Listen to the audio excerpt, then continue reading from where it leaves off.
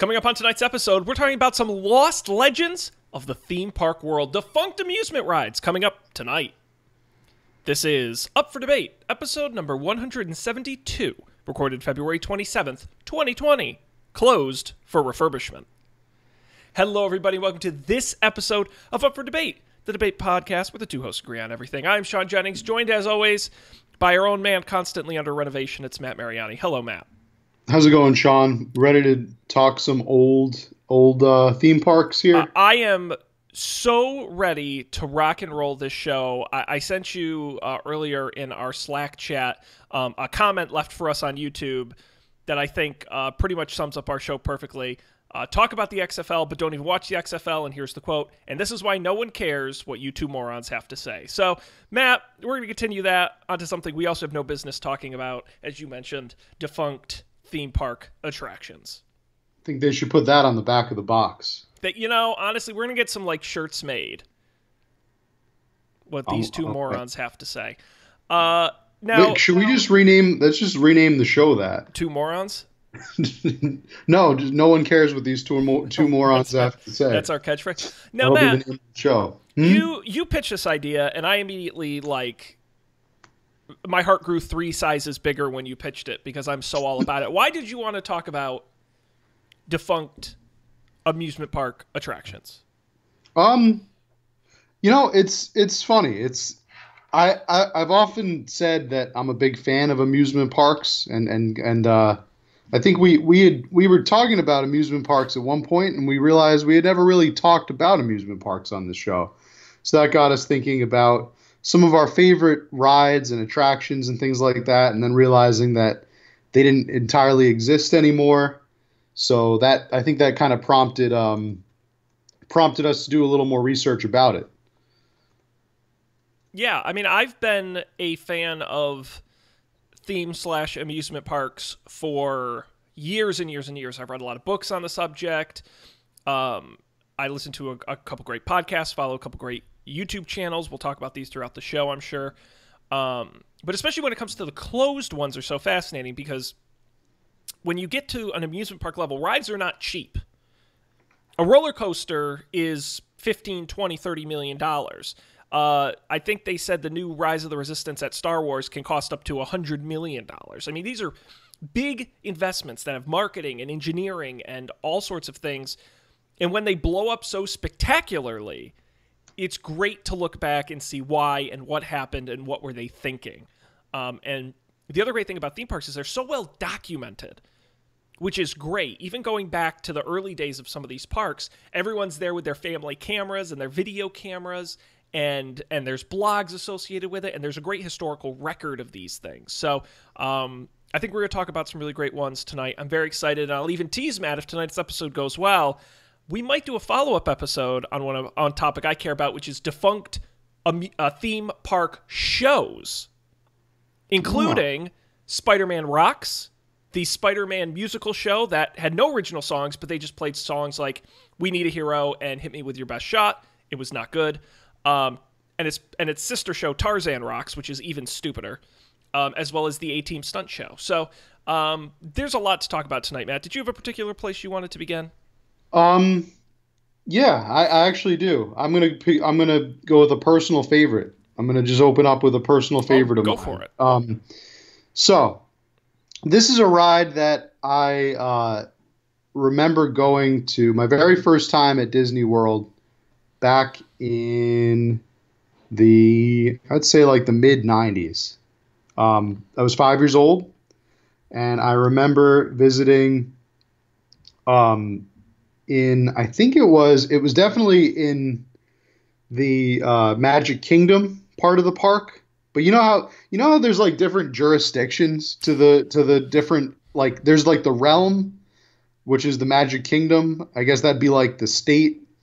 And then I guess there's like a different district. This would be the Fantasyland district. Yes, Fantasyland, Frontierland, Future, or Tomorrowland. Yeah.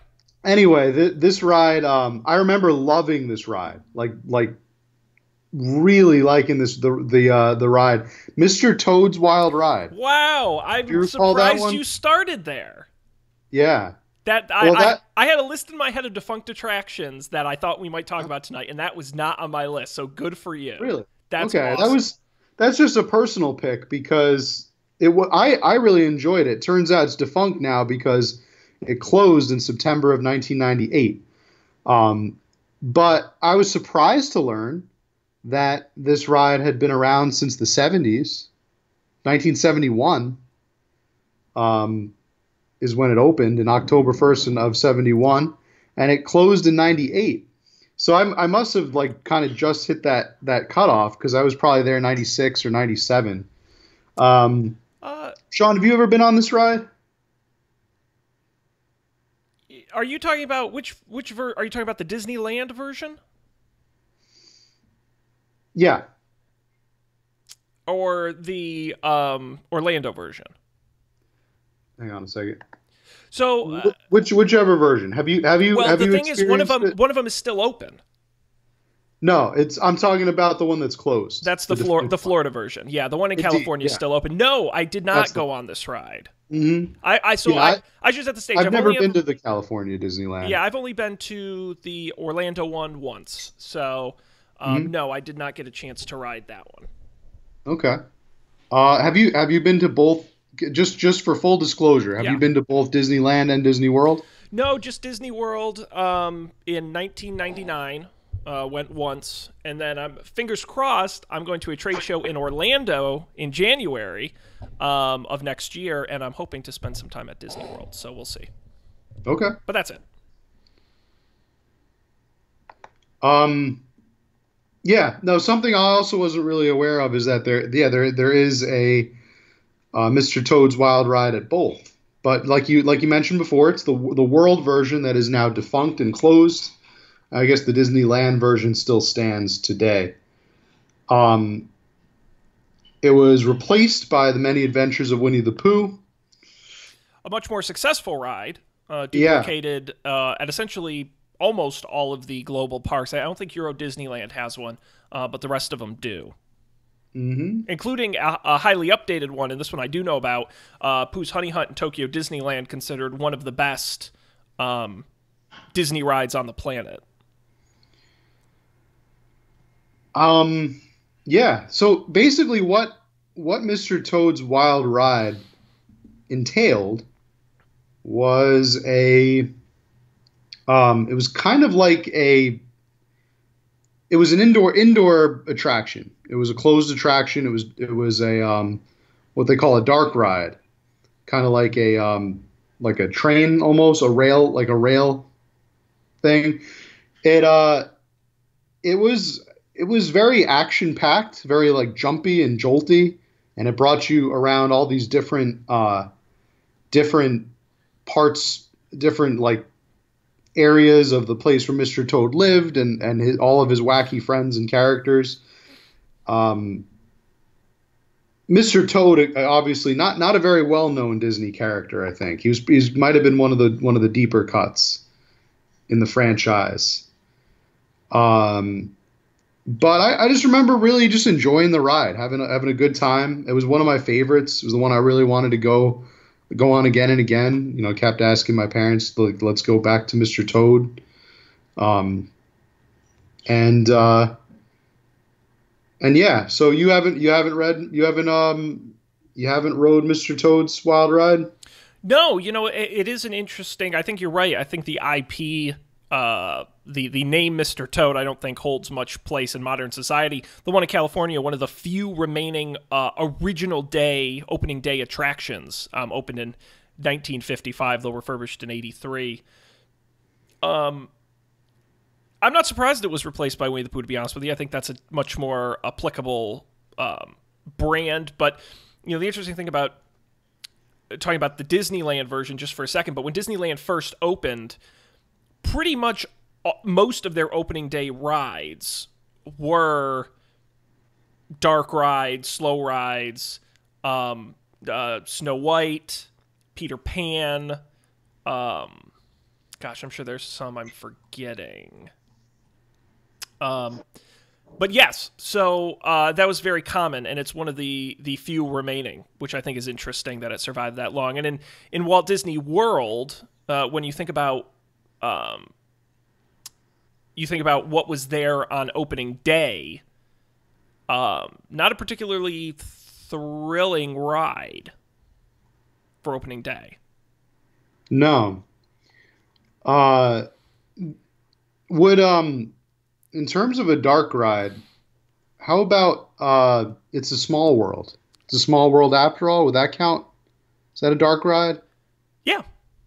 Right? Yeah, Yeah. I think if you would first call it a boat ride, because that's the mechanic that's different about it. But then, yes, I think secondarily you would call it a dark ride. I think any ride that essentially 100% of it takes place indoors could loosely be considered a dark ride. Hmm. There's a whole plot line on here on Wikipedia's story of Mr. Toad's Wild Ride. It describes the journey that you take when you get onto Mr. Toad. It involves all of his wacky friends, such as McBadger, Moley, Cyril, Ratty, Winky, Mr. Winky, the bartender. This sucks. Cyril Proudbottom. Yeah, no, there's lots of Mr. Toad and all of his wild friends. They're all on this adventure with you. So, Sean, this has got to be the like kind of it doesn't seem like it fits with the rest of like it does and it doesn't. It fits with the Disney aesthetic. It's, by the way, the IP it's from is The Wind in the Willows, which is a children's novel published in 1908. And I So believe that's probably there was why. Disney did an animated version of Mr. Toad. That's where the art style comes from in the 40s. I think the late 40s. Oh yeah, I mean, yeah, that fits. That definitely fits with the. That was the time period where Disney was cranking out all of those like Northern European Sure, just after the war. legends. Yeah, post-war. Yeah. So, I mean, that's all. That's about all I have to say. I just felt like we would start with that with Mr. Toad, just because it's a fun one. What was cool about it, what was kind of revolutionary, or I would assume this is revolutionary. I definitely hadn't heard of this happening before. Is that the Magic Kingdom version of the ride featured a left track and a right track, and they both would I think you would encounter different things. Yes. So you could ride the ride had like re-rideability. Two different Like versions. you would want to you could ride the left track and be like, oh, that was cool. Let's go on the right track this time, and you experience different things. So I think that's kind of neat. Yeah, absolutely. Not something that I knew, but and as we said, the mechanics and building of it do still exist today, still operate as the Winnie the Pooh. Mm-hmm. All right. I guess now that was my start, my favorite defunct ride of all time, Mr. Toad's Wild Ride. What do you have for us, Sean, for your defunct land pick? Oh man, I want to talk about one of my favorite defunct rides that was active when I went to Disneyland 1999, and I was way too scared, correctly so, to ride it. Probably the scariest ride Disney ever created. Extraterrestrial alien encounter. Matt, are you familiar with this ride? Sort of. Yeah. Is this the ride where you have to shoot the aliens from your car? No. Okay. I'm That's thinking Buzz different ride. Lightyear. Buzz Lightyear, Yes. Space Rangers, or Astro Blasters, depending on location. That's the one. That's Yes. the one I'm thinking of. Yep, not this one. All right. So tell us about that one. Alien. Well, it's Extra alien. terror? Yeah, so they capitalized the terror in extraterrestrial alien encounter. So the 90s was a very bad time for Disney because things started off strong, and then Euro Disney imploded and took down the rest of the company with it, so things got real crappy for a while. But the great story behind this particular ride is Michael Eisner took over for Disney in the very late 80s. And one of his goals was to do work on the parks and improve on the parks, which had stagnated into the late 80s. And so he took a tour with the park, and he brought his teenage son, Brecht, which is Breck is just a very funny name. That's a good high schooler name. And he and Breck went to Disney World, and Breck complained. He said he was bored, that Disneyland is for kids, and there isn't enough to do when you're there for older kids. There aren't any thrill rides. So Michael Eisner set out. One of the first things he did was bring Star Tours in as part of that feedback, because he said the kids love Star Wars. It's a little more exciting and actionable. But one of the other projects he greenlit was the idea of a scary alien ride. Now, at the same time, there was a show called Mission to Mars in Tomorrowland in Orlando that was on its way out in kind of the circular theater. And so they decided to place Alien Encounter in that theater. And essentially the idea of the ride was that, and there's, of course, a complicated backstory, but there's a company called XS Tech that is from outer space, and they're aliens played in this video. And they are going to teleport the CEO of the company across space into the theater where the ride's taking place. You sit down, there's an over-the-shoulder restraint that essentially locks you into your seat. But what happens is they accidentally teleport an alien into the theater with you. And through the use of special effects, binaural audio, water effects, shaking seats, they actually make it feel like the alien has escaped within the theater. They turn all the lights off. You don't know what's going on. It sounds like he's right behind you. You can actually feel the alien breathing on the back of your neck. And eventually they capture the alien. Now, it's terrifying. And it was so terrifying when they first opened it that a few months into opening it, they actually retooled it to make it slightly less scary. But it made no sense in Disney World, a place not known for scary rides. So, yeah, I'm reading it. It looks, the pictures do look pretty scary. And if you get to watch any video of it in action, I don't think it really does it justice of being there, because of the special effects in the room and the fact that you are strapped down into this chair in the pitch black darkness is scary as shit.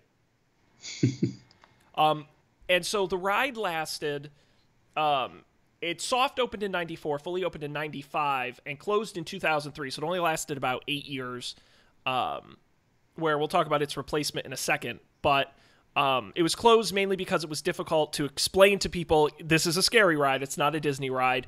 But also, interestingly enough, because the main actor in the video, who played the company XS Tech's chairman, was the actor Jeffrey Jones, who right around 2008 was convicted of child pornography and luring children with the purpose of taking photographs of them naked. Some people think that contributed to the closing of the ride because they didn't want to reshoot all of the live action footage. That's very dark. Yes. Wow. Okay.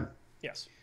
So that's extraterrestrial alien encounter. Yes, shut down in 2003, replaced with one of the worst, it's agreed upon one of the worst Disney rides of all time, Stitch's Great Escape, where they use the same escaped alien technology except Stitch escapes, and instead of him breathing on your neck, he burps a chili dog into your face. So it was terrible and very stupid. Sean, you know what wasn't terrible is the cast of this production. Tyra Banks, yes, she was the voice of the female alien. If you get a chance to, because there's the footage on YouTube, and it is, I will argue, I never rode it. It doesn't look like it looks like a good ride. Like, genuinely, it just made no sense in Tomorrowland. Tim Curry? Tim Curry? Yeah, he voices the voice of the robot Sir, Simulated Intelligence Robotics. Yeah, and originally voiced by Phil Hartman. Yeah, in the original version, that same AI was named Tom, T-O-M. And they made him more sinister with Tim Curry, which is perfect. Yes.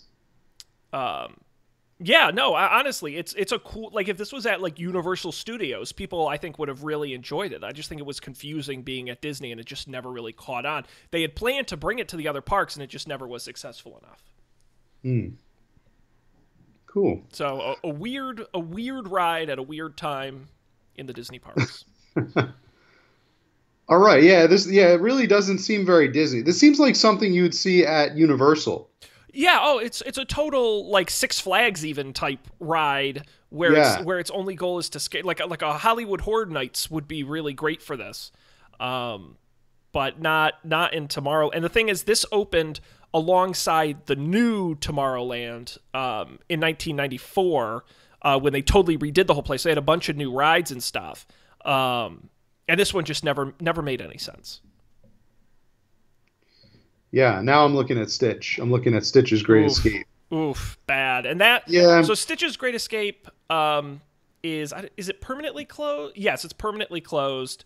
Um, Are you sure about that? well, This says it's operating it was a still. seasonal operation, so it was only operating at peak times. But I want to say, I think they, like a year or two ago, they finally closed it, but I'm not sure. Okay. It's definitely only semi operating at this point. Yeah. Um, this is definitely more your wheelhouse than mine, so I'll definitely take your word for it here. But they probably Yeah, closed it. I'm a lunatic and I follow this stuff way too closely, which is I think this is interesting stuff. pretty bad. I could definitely get dive deeper into amusement parks and how they run, and it is interesting Well, I have some book picks. If we do stuff. our summer book list again this year, I've got some good theme park reads. You know that we will. Haha, Crazy yes. that that's coming up. That's like not too far off. Wow. It's almost March. I can't It believe it. is. It is. So I've got one for you. Yes, please. Um, this was, I want to do another ride that I've experienced. Sure. So this is another one of my favorite rides from my childhood, my trip to Disney at age 5. And I remember a ride called Honey, I Shrunk the Audience. Oh, I actually have a funny story about Honey I Shrunk the Ice, but you continue. All right. Honey, I Shrunk the Audience is a 4D experience. The fourth dimension, I think, in this case, I always thought that the 4D, I always thought it was smell. Somebody told me that the fourth dimension was smell, but it turns out the fourth dimension is really just like you being able to experience everything, Yeah, like it's all additional effects. all Yeah. the special effects that you experience in the ride. It's smell, it's feeling, it's like environment. It's like there's a whole list of physical effects essentially um, that you experience. 3D, 4D film. So the audience wears 3D glasses, and so everything is done on a screen, and it has the impression of 3D, but they add things like making the theater shake back and forth to simulate being picked up, or there's a part where I think there's a part with a. See, I might get it confused with another. There at around the same time, they had another ride in Disney called the Bugs Life ride, Yes, that would have been over at Animal Kingdom. and it was also 4D. Yes. And it Um, used the same gimmick effects. it used very much the same, and so there was one scene where I think a stink bug like shot Yeah. some stinky stuff, but I couldn't remember if Yeah, that a dog was sneezes that. on you at one point, a snake spits at you. Yeah, Yeah. yeah, it's all that fun stuff. So I really like this ride. It's closed now. It closed in May of 2010, which is much longer. Had a much longer run than I Insane. would have thought. It is pretty crazy that's when it closed down. It was originally in Epcot, but no, it stayed in Epcot. It was an Epcot attraction, and yeah, it was. It was one of my favorite rides, one of my go-to rides. I really like the ones that give you a 4D kind of experience. Star Wars, Star Tour, not Star Tours. That was something else. It was like It was a Star Wars ride basically in MGM Studios. Well, that was Star And Tours. it was Star Tours. Yeah. Okay, all right. That was another Did fun. you ever do fun ride. Muppet Vision 3D? Yep. Which Did that one? had not as much 4D elements, but had a few of them. So, yeah. I mean, it really what Honey I Shrunk the Audience did was it followed the plot of the popular movie at the time, Honey I Shrunk the Kids, or also the sequel, Honey We Shrunk Ourselves. Honey, I Right? Blew Up the Kid was the sequel, followed by Honey, We Shrunk Ourselves. I Wait, what was the sequel? Did you never see Honey, I Blew Up the Kid? No, Where they make the baby giant? no. Oh my god, and the baby terrorizes Las Vegas? You definitely need to see that. I've never heard of this movie, Sean. Yeah. Honey, I Blew Up the Kid. Great Wow. one. I've So that probably was seen direct that movie more than I've seen the original, because I think we had a VHS tape of it or something. I've seen that a number of times. This is a real thing. Not that great. This is a real thing. Actually, my first experience into the Rick Moranis saga, that I call it, is was Honey We Shrunk Ourselves. Yes, the straight It to was video. the first one that I saw. Yeah, the straight to video one. Not as good as the original though. Honey I Shrunk the Kids, I think, is the superior one. They were all good for the time. They were there for the time. I just remember in the ride and in the movie, there's like a part where there's like a giant cockroach that comes out. That was pretty scary. I remember being scared of that when I was a kid. Of the ride part and then the movie part. So yeah, that's a real movie. Honey, I Blew Up the Kids. Look at that. Okay. Yeah. All right. It's called Micro Adventure in Tokyo Disneyland. Yeah, I always loved that, and I don't know why that is. Maybe it just doesn't. The movie wasn't released over there. Maybe. Might have been difficulty with translation. Well, the funny thing is, if you looked at like the outside of the French version, they in France they do translate it into French, and then in English under it they say "Honey, I Shrunk the Audience." But I like Micro Adventure. That's fun. Yeah, as you mentioned, it was in all 4 Disney parks that were open at the time: Epcot in Orlando, Disneyland in California, Tokyo Disneyland, and Disneyland Paris. All got versions of this ride. So there was actually at the end of the ride, and I remember this. Oh, that got a little frozen-y there. The end of the ride, humongous problem. And then he says, honey, I did it. I blew up the dog." And you get like a giant dog that comes out, and that's where the dog sneezes, and it like sprays on everybody in the finale. I wonder if people left this thinking there was going to be another sequel with a giant dog. Well, it's interesting. If you look at the release dates of the films themselves, it's entirely possible that they could believe that because the movies were released in 89, 92, and 97, and the ride originally opened in 94. So theoretically, it opened before Honey, We Shrunk Ourselves. I mean, there could have been a sequel. Absolutely. Yeah. And the ride itself, interestingly enough, did introduce some new characters not originally in the film, including Dr. Nigel Channing, played by Eric Idle, who is exclusive to the ride and was not featured in the films. So it's entirely possible. Yeah. The Monty Python guys have they've gotten in a lot of rides. Well, the funny story about Eric Idle in this ride was that he wasn't originally cast in this. They didn't say who the original actor was, but he dropped out at the very last minute, and Marcia Strassman, who plays Diane Zelinsky in the movies and in the ride, was on her way to shoot the ride footage, this is totally true, ran into Eric Idle at the hotel, and he was there for unrelated reasons. And she would say, "Hey, Eric, why don't you just come with me to the set?" And they just on the spot that day randomly cast him, and he's still in the ride. Well, he was in the ride for how many years? Number of years. Wow.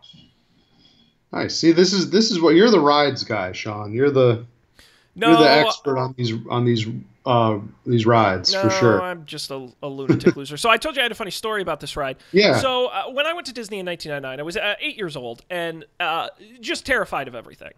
Okay, if you think I'm an anxious adult, you should have seen me as a child. And unfortunately, that meant there were a lot of rides I would not go on out of fear. Some made sense. The Tower of Terror, Test Track was testing at the time, some of the more thrill rides. I refused to go on Honey, I Shrunk the Audience because I thought it would be too scary. So my dad and I sat outside while the rest of the family did Honey, I Shrunk the Audience. Wow. And instead, we went on Ellen's Energy Adventure over at the Universe of Energy. And how was that? It's that's like a 45-minute ride. It's so long and so slow. Oh.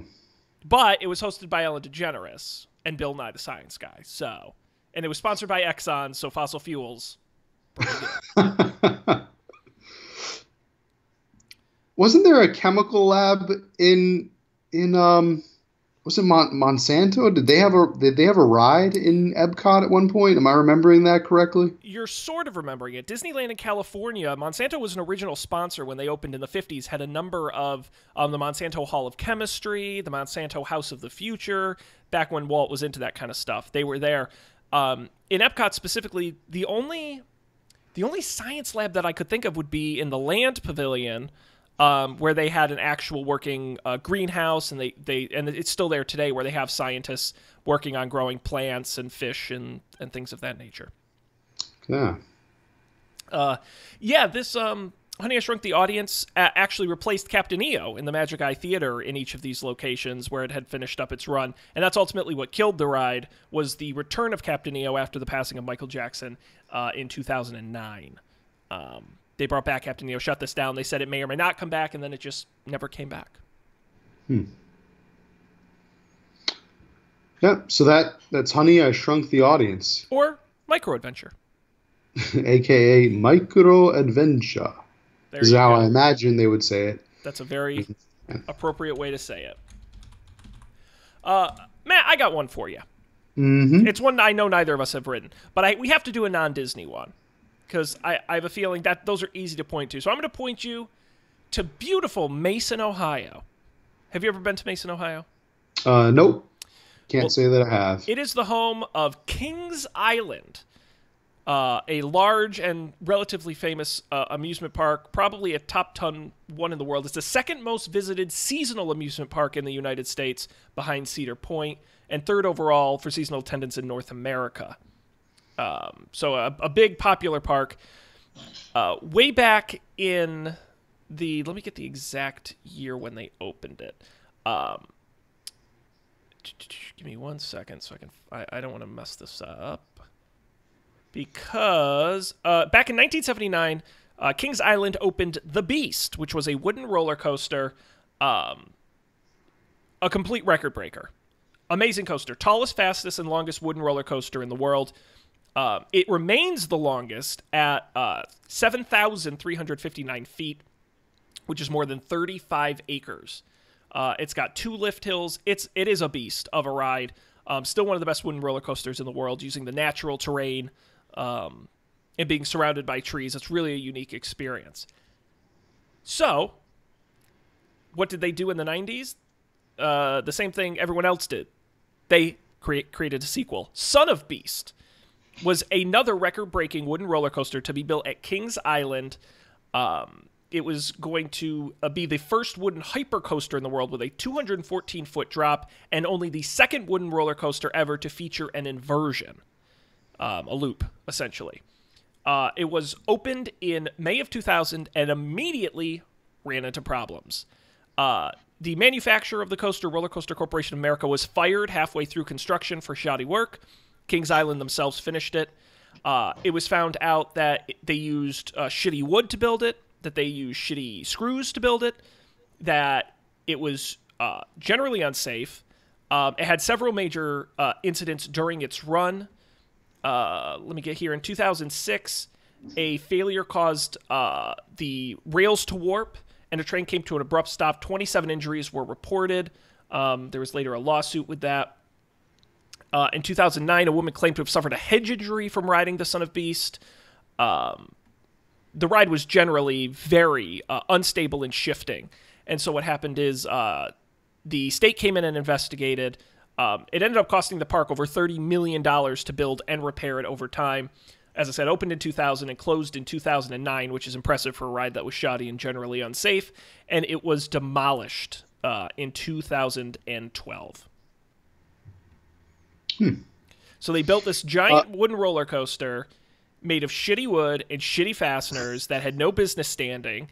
It was a bad ride, hurt people, and they eventually just tore it down. Yeah, that's pretty much a recipe for fun times, I guess. I was trying to look up how far Mason, Ohio is from me and how far it is from you if we wanted to go, say, take an old visit there. Oh, I'd love to go to Kings Island. It's a little over 8 hours from me. How about you here? Longer.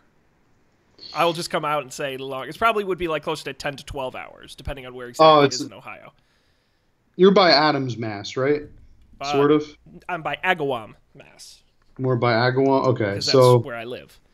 Yeah, I would say, okay, it's the same. Yeah, it's about 11 hours, 48 minutes, Sean.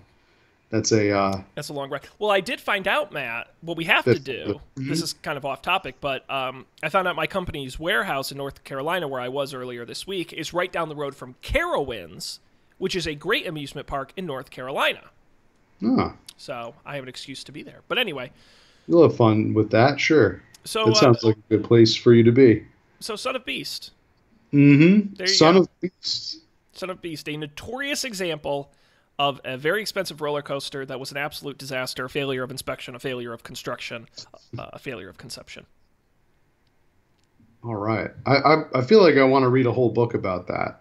Well, there's a great... So, Matt, this is the point of the show. We should mention where we got some of the data from this source to learn some of this. Son of Beast, I learned from this. And I'm sure you from a number of things as well. We're big fans of Defunct Land on YouTube. Yeah, I just started getting into watching their stuff. It's a good channel. He has a great Son of Beast video. Recommend it. Yeah. Mm-hmm. That's where I learned a lot of this. I'll also shout out Yesterland is another really great channel for amusement park stuff, as well as Park Ride History is another great one. And of course, Podcast The Ride is a great podcast. So there's a lot of good stuff out there if this is interesting to you. Yeah, there's a lot of sources for this stuff.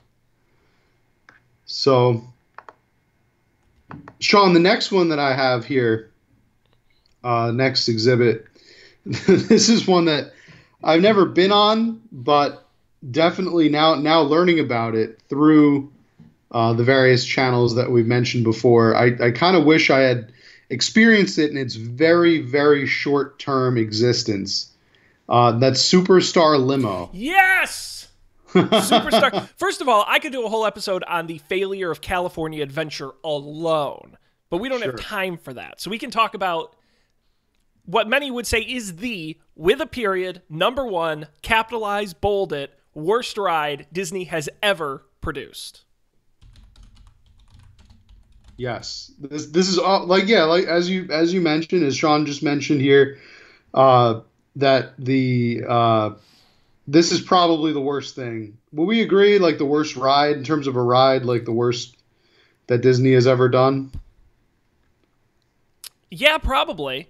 Probably. I mean, I would say the worst from, some of their like tweaks to rides or revisions of rides have been bad. We can talk about, maybe we might end up talking about Rocket Rods in a little bit, but Superstar Limo has to be the worst from scratch ride they've ever made. Yeah. It's pretty bad. I guess I probably won't do it justice. Do you wanna explain what the plot was, or should I? I mean, I have it all up here, but you seem you're definitely more passionate about this. So no, I just have a big brain that I've filled with stupid knowledge. No, Superstar Limo. It's funny because on its face it's terrible, but when you hear the backstory of it, you kind of learn a few things about it. Disney was opening California Adventure, a generally stupid idea. Hey, let's open a California-themed park in California. Okay. And one of the sections was going to be a Hollywood section. And they originally planned it to be a big built-out thing, and they were going to do a big custom indoor roller coaster for it. And the theme of the roller coaster was going to be you were going to get on the roller coaster, and you were going to try and escape the paparazzi. Michael Eisner would be on at the start of the ride, and he'd say, hey, your big movie premiere's happening, and you got to get over here fast, but look out for the paparazzi, and you'd be on the roller coaster, and go around, there'd be flashing lights, and the paparazzi, and you'd have to escape them, right? Well, two really terrible things happened that turned that into Superstar Limo. One was the untimely death of Princess Diana, who died in a car accident being chased by paparazzi. Disney decided it would be in bad taste to make a ride that is a fast-paced car driving away from paparazzi. The second being massive budget cuts for California Adventure, the cheapest park Disney has ever built, and it shows in the quality of their rides. They could no longer do a big roller coaster. It got downsized into what became Superstar Limo, a absurdly slow dark ride where you get into a limo and a sleazy agent comes on the screen and says to you, Matt, we just signed you up to this big movie. You got to get down to the theater right now. We're waiting for you, but watch out for the paparazzi. And then you move dangerously slow through a bunch of animatronics wouldn't be accurate. They were slightly moving puppets of celebrities in overly cartoony cutouts of Hollywood and California. Now, I should point out calling them celebrities is a stretch, because they weren't celebrities. They were people who already had contacts with Disney or ABC, who Disney owned, like Drew Carey, Jackie Chan, Whoopi Goldberg, Antonio Banderas, Cher. A real odd mix there of folks, and you would very slowly go through this ride, see these very ugly murals on the wall with these very weird puppets, and then eventually that was it, and you would get to the end and you had made it to the premiere, and then you got off the ride. That was Superstar Limo, a ride that barely qualifies as a ride.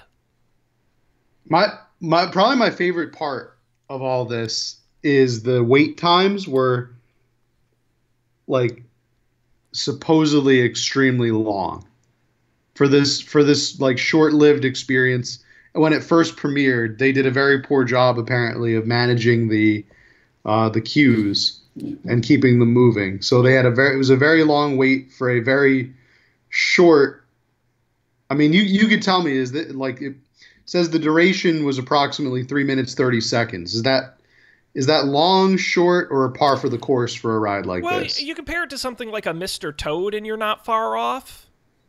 But this was more the California Adventure was more intentionally targeted towards adults, which Disney realized was a bad idea. And so a 3-minute kids ride, and we can talk about what Superstar Limo became, makes sense. A very slow 3.5-minute ride like this for adults is stupid. That was the problem. So it was because this ride was not geared towards children. I mean, you could argue it was, but California Adventure as a whole wasn't. I mean, there were really very few children's rides in there when it first opened in 2001. And so this was one of the few things you could take your kids on. It was more geared towards, so it was kind of supposed to be fun for the whole family. Right. It was a lot of Hollywood inside jokes kids wouldn't really get, but it was like, oh, but they were puppets, but they were like ugly and scary. So it didn't quite make a ton of sense. The other thing too about when you talk about the wait time is there were very few rides in California Adventure on opening day, period.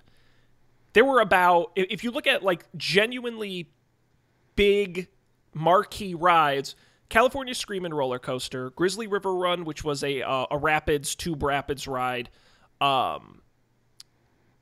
Soarin', the first version of Soarin' around the world, and like that's it.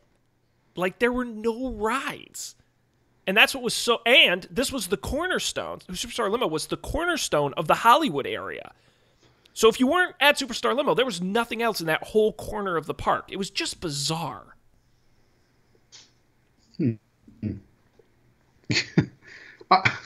Another highlight, I guess, or low light, is that when they closed this attraction, they replaced it with the Monsters, Inc.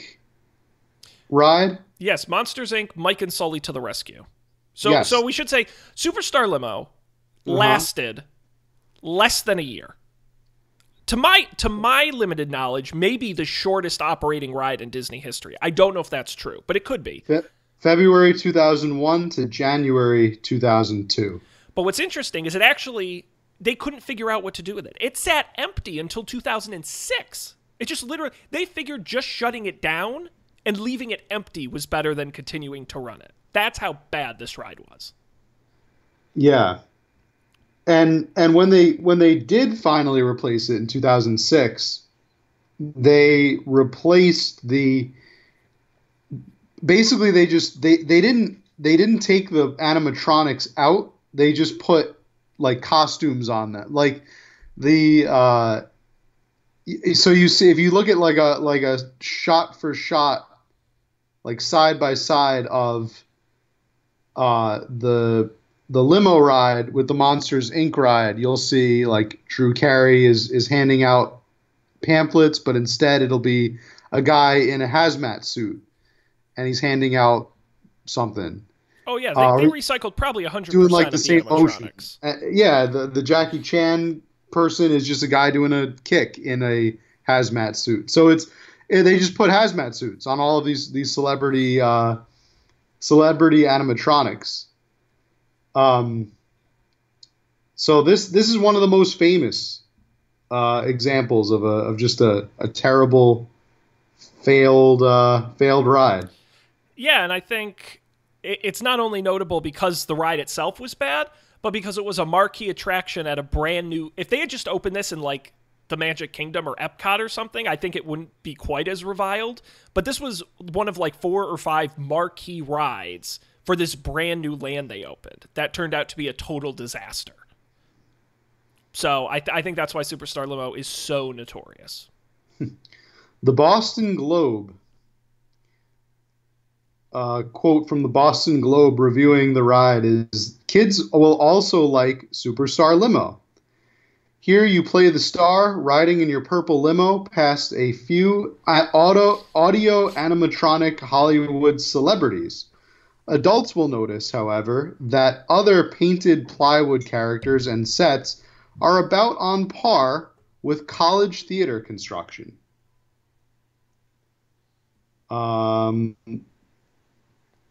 ABC? Or no, I'm sorry. Longview Daily News believe that they should change the name of the ride from Superstar Limo to It's a Shill World After All. Yeah, the space would be better devoted to something more entertaining, such as an audio animatronic dentist doing root canals on all Imagineers who came up with the idea for Superstar Limo.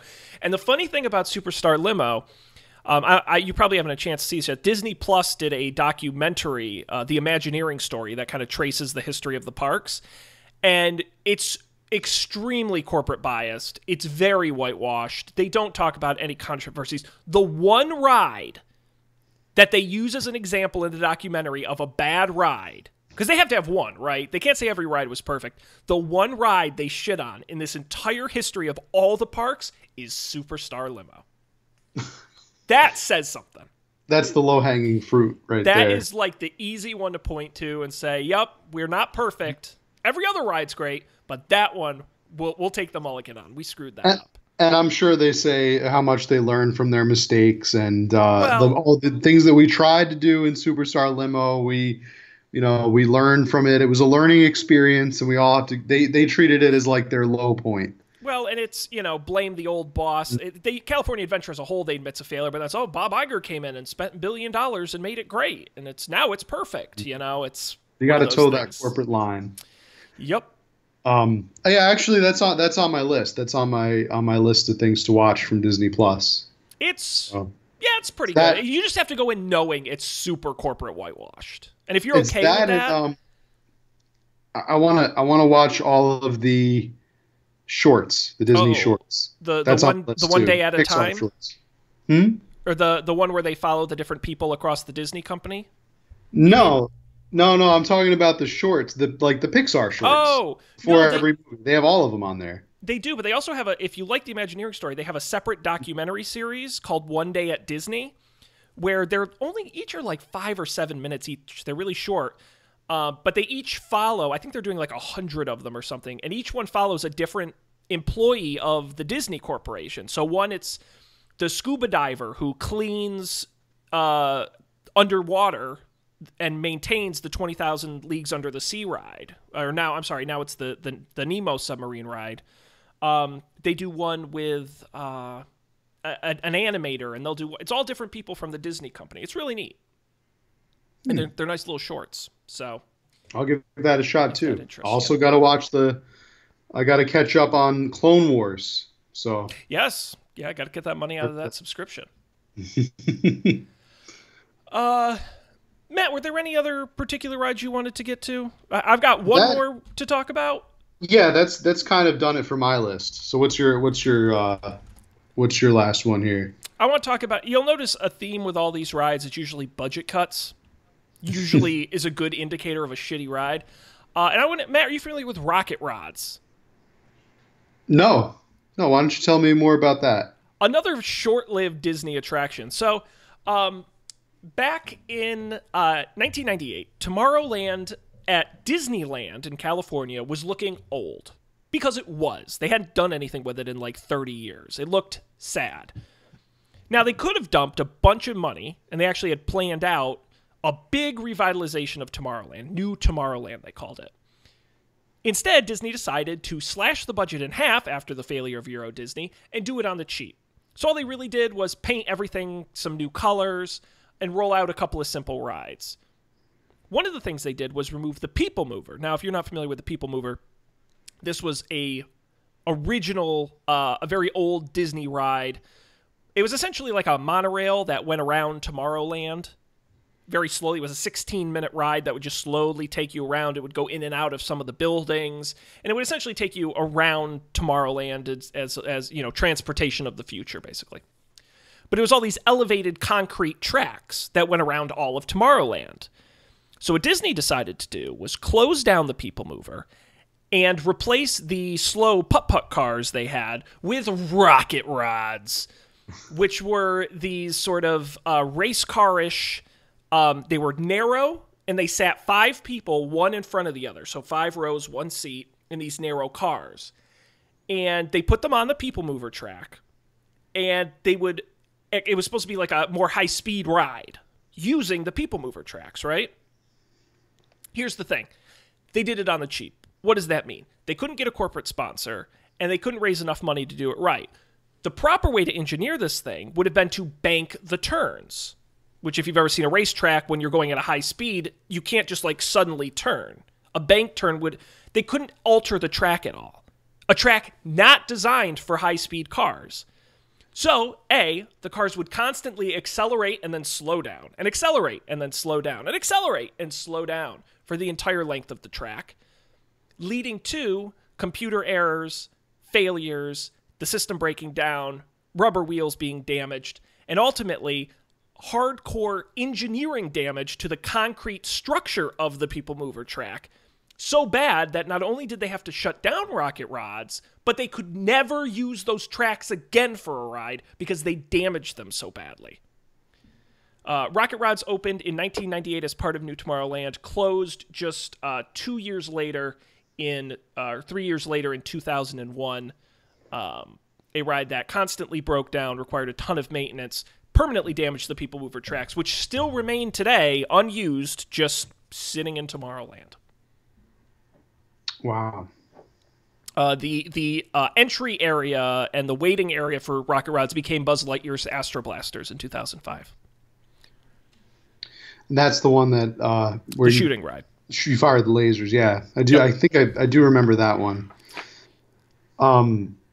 That also kind of reminds me of another ride that is, I believe, also defunct. Was called Downtown Disney. They had a big arcade. Disney Quest, yes. Disney Quest, yeah. Oh, don't get me started on Disney Quest. I can talk about Disney Quest. That's a whole different story. But I remember going there. It was my did second you enjoy it? I did. I did, but I definitely did not take the full advantage of it. I'm pretty sure all I really remember from it is the cool elevator that had the genie from Aladdin, and I played the Sega Genesis or something. I played like a Sega video game console for like the entire time. That's what I mean by I didn't go to the rides where you shoot the thing, the more balls. Interactive stuff. Yeah. I didn't do any of the like Disney animation thing. That seemed pretty cool. I watched a whole video about it, and like the memories kept flooding back. I just remember being a kid and just wanting to play the Sega Genesis, which is what I did the whole time that I was there. Yeah, a concept that never really took off, the Disney Quest. So yeah, it's gone now, right? That has been replaced by a something with the NBA. It's like some kind of basketball facility, I think, for the Magic. Yeah, it's interesting. The one in Chicago closed like in 2 years. That was a big failure. But the one at downtown Disney, now Disney Springs, actually lasted till 2017, if you can believe it. A thing they basically gave up on in the early 2000s lasted until 2017, where, yes, it was replaced by the NBA. I'm trying to get the exact name of it. It's like the NBA experience. Okay, so it wasn't a practice. I thought it was a practice facility for the Magic. No, it's also, so the thing about Disney Quest was it was one of the few upcharge attractions at downtown Disney. You had to pay extra to go there, and that's also true of the NBA experience. However, based on what I've read in reviews, the NBA experience is whack and apparently not great. So, Okay. They can't get people to go to it. But yeah, absolutely. So yeah, so that was one of the defunct experiences that I definitely has a vivid memory. I have a vivid memory of that. It was I think we had to take like a ferry or boat to get there. I think it was like there was like a ferry that transported you there. Yeah, that was one of the ways. So that was fun. Yeah. It was really fun as like a 9-year-old me to see that. I will say, did you ever get a chance to do Universal Studios? I didn't. No, I've never been to Universal. A lot of very few actually original rides are still in Universal Studios from when it launched in Florida. But the Jaws ride was a favorite of mine. I thought that was an awesome ride with the animatronic shark that comes right up and tries to bite your boat, and they blow them up at the end. It's great. Universal had a lot of good blow them up attractions.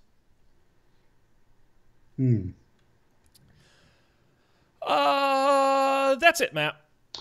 That's it. That about concludes our talk about defunct attractions. Yes, we listed our sources. Go check them out. I do recommend, at minimum, if you do something after this episode, watch the footage of Superstar Limo. You will thank yourself because you don't really understand how shitty it is with just us talking about it. You need to see it for yourself. So go on YouTube and do yourself a favor and watch that. And Matt, you do. Are we allowed to tease what's coming up next on the show? We absolutely can. I think that would be a great idea. Now, we're the kings of the gimmick. We love a good gimmick on this show. And I think we've come up with a gimmick that will revolutionize the podcasting industry. Revolutionize, you say? Yes. Take it to a whole nother level. And what that is we've decided to do an insane thing. We're giving a whole month to Matt. Now, Matt, when you and I decide the topics for the shows each week, we kind of have some level of veto power over each other, and we'll say, no, let's not do that, or no, that might not work, or no, I'm not interested in that. But that's done. For the entire month of March, Matt is 100% in charge. I cannot veto a single idea of his. I've got him right where I want. Range. Ladies and gentlemen, let me be the first to welcome you to our next big promotion here on Up for Debate. We call it March Madness. Get excited. Matt, do you know yet what we're talking about next week? Sean, you're making a big mistake. You're making a big mistake now, here. I'm also going to tell people, don't worry, because I know people out there are like, but I want to hear what Sean has to say. Don't worry, Sean Tember coming later this year. Yes. I did. That was part of the deal. That was the compromise. And by the way, Matt, I've already planned out all 4 weeks of Sean Temper. Oh, wow. That's very much the difference between you and but me. It wouldn't be March Madness without like last minute planning. It's going to happen. That's how I do my best work. It always has been. Under the pressure of the last minute. So I don't know officially yet, but I do have a couple of ideas. They're kind of churning in they're churning upstairs. So But that's what's great. Nothing is off limit. You want to do it's gonna happen. bracket challenges, creative challenges. You want to have on guests. You want to read a book, watch a movie. Whatever you want, Matt. Sky's the limit. I still am confused. Years ago, when you pitched bridges and tunnels as an episode idea, still don't know what that means, but we can do that. So, literally anything. Well, I feel like we satisfied that by officially declaring the Brooklyn Bridge the greatest American. We can't the do greatest brackets American anymore. landmark. We cannot do brackets anymore. We're so bad at them. I still have people complain that chicken noodle soup. Yeah, it was eliminated in the first round. Then what was it? Italian wedding soup won the soup bracket. Yeah, we're definitely not. Caesar salad. Caesar salad. Yes, our super salad winner. The king of all salad. The emperor of salads, Sean. We cannot do this anymore. Yep. Anyway. So we just, you know what? Bring on that person, that the commenter. That commenter should be like a third voice that's like, you guys are, what are you doing? Just have them just yell at us the whole time. Well, that's the funny thing is, like, I think be much better. In the history of the show, we've only had like 3 YouTube comments, and all 3 have called us idiots. So I don't know what that means, but that's awesome. Hey, people are watching. I love it. You know what? They had to at least watch a part of an episode to make that judgment, right? Yep. They had to at least watch like 10 seconds or listen to 10 seconds. So, but again, I just imagine, because 100% it has to be the way they found us. What? No. Oh, is that your cat? Did your yeah, cat he's trying to eat something? the dice on my desk. Idiot. Can't eat those. That's not food. No, my guess is he went on YouTube, searched for XFL, and somehow found us, and was rightfully disappointed. Sean, so, should we make a full XFL like podcast as no, a like then I'd side have to watch project? The XFL.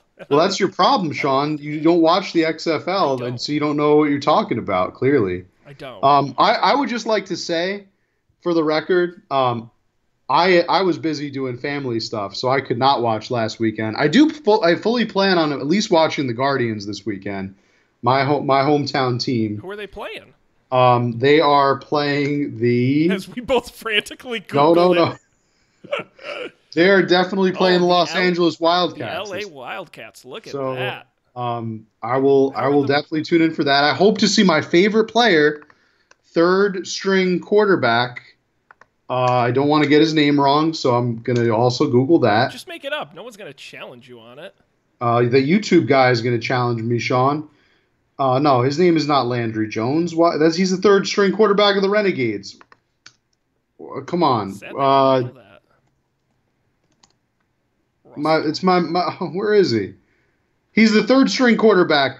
He's my favorite player because he literally learned how to play the position by watching YouTube, and I thought that was awesome. Perez? There he is, Luis Perez. Luis Perez. I'll be completely honest here, Sean. I thought that was his name without Googling it or anything. I thought it was Luis Perez. I was afraid of getting it wrong. And I want to provide the best content possible on this show. So that's why I was trying to frantically Google what his name was. I wouldn't worry about it. Everyone thinks we're 2 morons. Sponsors are gonna not like this, Sean. They're gonna pull their sponsorship. We're gonna be in the bottom basement of podcasts. I wouldn't let them. I want that. Us. Don't pay us. We're not worth anything.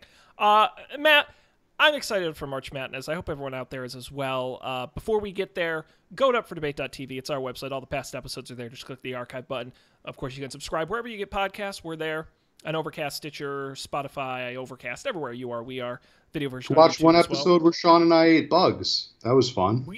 Do you know, if I weren't lazy, I am dying to do like a weird snacks episode where I collect a bunch of weird snacks, mail half of them to you, and we try them both on the air. But that's so much work. I think our problem is motivation. Yes. See, if we had this is the part where if we had an audience or like a fan base, if people paid us, they would send us snacks, and I would definitely eat them on the air. Sure. I think it'd be great. As long as they I don't know. As long as they didn't kill me. I did. You know what? Try anything. See, I shouldn't. What I'm about to say, I shouldn't say because I'm worried you'll want to do it for March Madness.